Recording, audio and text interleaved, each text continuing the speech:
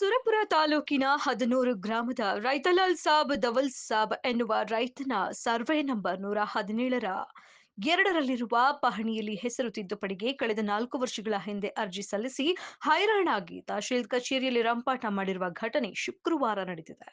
ತಹಶೀಲ್ದಾರ್ ಕಚೇರಿಯಲ್ಲಿ ಇಂತಹ ಸಮಸ್ಯೆ ಸರ್ವೇ ಸಾಮಾನ್ಯವಾಗಿದ್ದು, ಪಹಣಿ ತಿದ್ದುಪಡಿ ಸೇರಿದಂತೆ ಇತರ ದಾಖಲೆಗಳನ್ನು ಪಡೆಯಲು ರೈತರು ಹೈರಾಣಾಗಿದ್ದಾರೆ.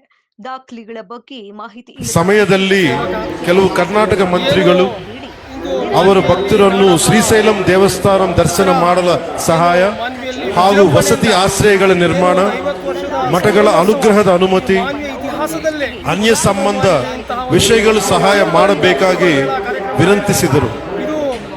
ವಿನಂತಿಸಿದಂತೆ ಗೌರವಾನ್ವಿತ ಮುಖ್ಯಮಂತ್ರಿ ಶ್ರೀ ನಾರಾ ಚಂದ್ರಬಾಬು ನಾಯ್ಡು ರವರ ಮತ್ತು ನಾನು ಸಂಬಂಧಿತ ವಿಭಾಗಗಳೊಂದಿಗೆ ಸಭೆ ಮಾಡಿದ್ದೇವೆ.